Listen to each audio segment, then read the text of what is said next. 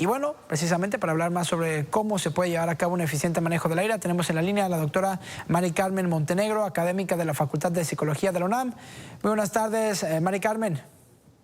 Hola, buenas tardes. Bueno, aquí presente y gracias. viendo estos videos tan fuertes, ¿no? Qué terrible, sobre todo porque cada vez, como lo veíamos ahorita en la nota, son más frecuentes, no solamente en los planteles escolares, en donde pues ya el clásico, nos vemos a la salida, ¿no? Y luego ya se convierte no nada más en un problema escolar, sino también ya un problema de la sociedad. Vemos ahí cómo ya en algunos casos inclusive tienen que llegar las autoridades del municipio para tratar de separar, es decir, ya no nada más queda en una cuestión escolar.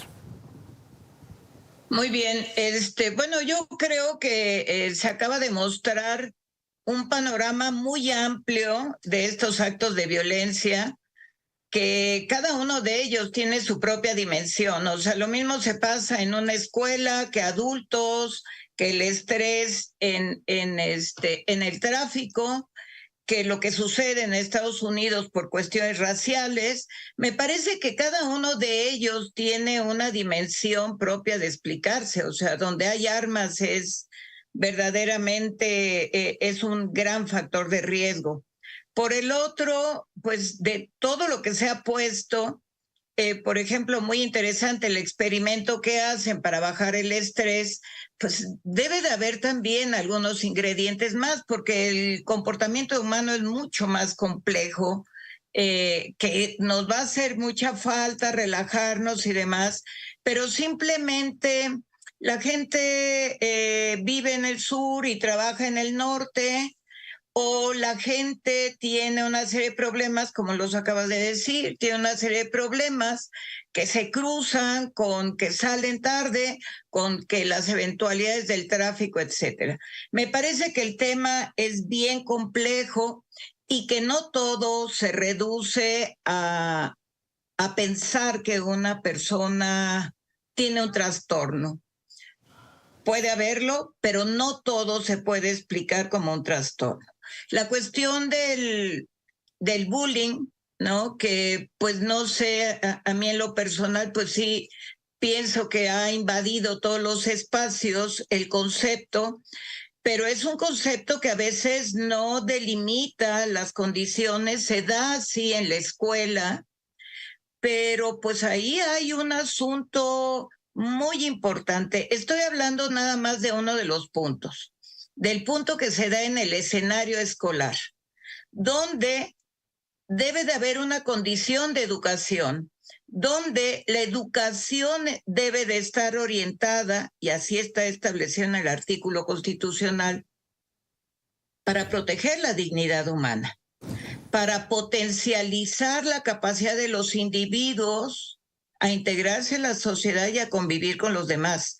Entonces, bueno, hoy que está tan en discusión los libros de texto, me parece que hay aspectos complementarios que por muchos años han quedado ahí pendientes, y es esta quizá capacidad para los profesores para intervenir, para generar condiciones más restaurativas de solución de conflicto. Sin embargo, eso no sucede y el bullying se construyó inicialmente en el escenario de la escuela y se ha transferido a cualquier cantidad de eventos donde hay problemas.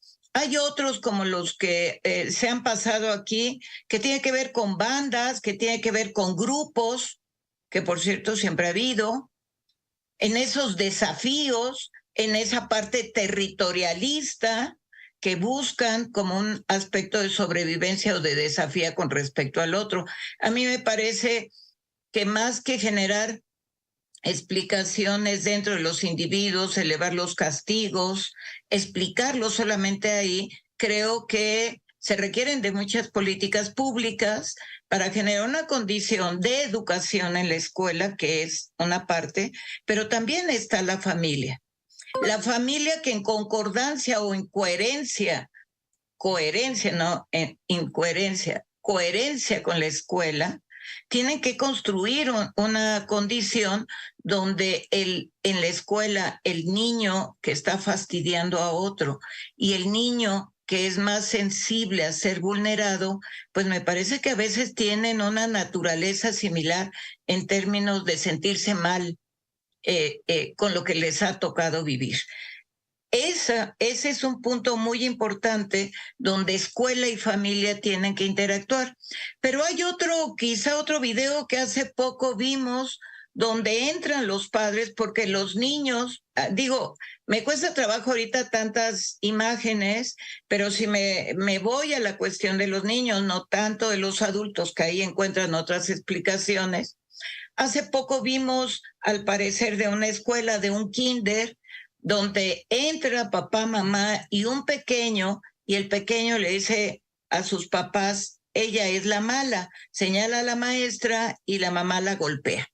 Me parece que es una condición que evidentemente no responde a esa condición del niño, pero sí responde a una cuestión de dinámica aprendida en la familia, porque ese es el factor principal y que creo que quedó también muy desarticulado de la parte de educación, porque lo que se incrementó, no sé qué tanto, de tantos segmentos que se habla es dónde se ha incrementado la ira. No, yo no tengo el dato claro o es algo que se ha mantenido a través de los años, ¿no?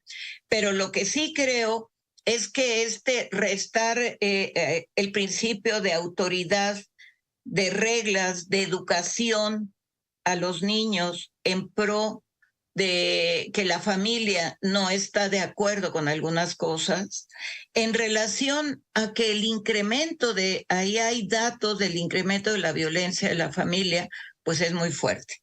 Entonces sí me parece que es un asunto sistémico donde de pronto la familia es fundamental, pero también ese modelo, ¿no? Ese modelo que mucho se ha señalado, que es un modelo machista, del reto, de desafío, de que cómo que me vas a ganar en el carro, pues es otra cosa y encuentra una explicación dentro de modelos de interacción, más que pensar solamente en una cuestión de patologización, que eso a veces pues, es lo preocupante, ¿no? Lo hemos visto y lo hemos visto en México también con el tiroteo en escuelas, ¿no? Como el caso en el 2020 del joven de Torreón, y se puede dar otras explicaciones, pero también se han encontrado, por ejemplo, da la impresión, de acuerdo a INEGI, que en la encuesta de relaciones urbanas, Iztapalapa disminuyó sus niveles de violencia, de delincuencia, y otras delegaciones lo incrementaron.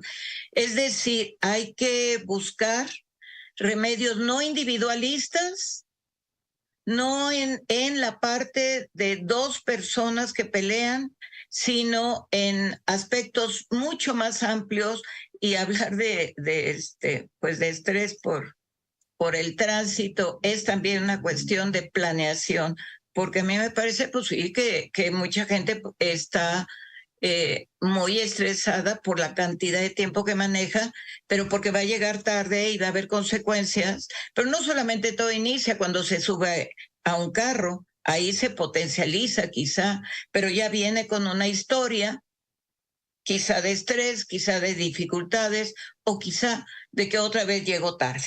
O sea, son como muchas explicaciones, pero sí tendríamos que pensar en una lógica de políticas estructurales, de políticas más amplias, y de ver a los individuos también como un producto de su entorno y no solamente como una condición de algo que está mal en el individuo, sino que el individuo es producto de su entorno.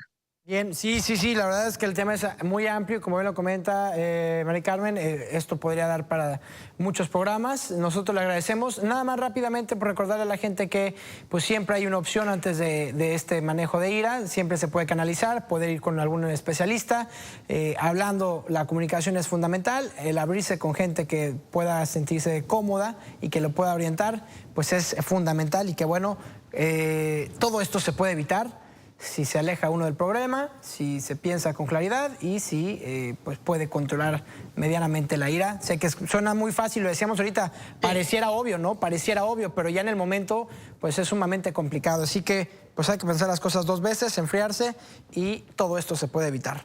Mari Carmen. Y que en cada institución educativa, organizacional, pudiera generarse no solamente el ánimo del castigo, sino también de la solución del conflicto de manera pacífica, ¿no? Definitiva, totalmente de acuerdo. Mari Carmen, yo te agradezco. Muchas gracias, muchas gracias. Un gusto haber estado con ustedes. Buena tarde. Hasta luego. Gracias.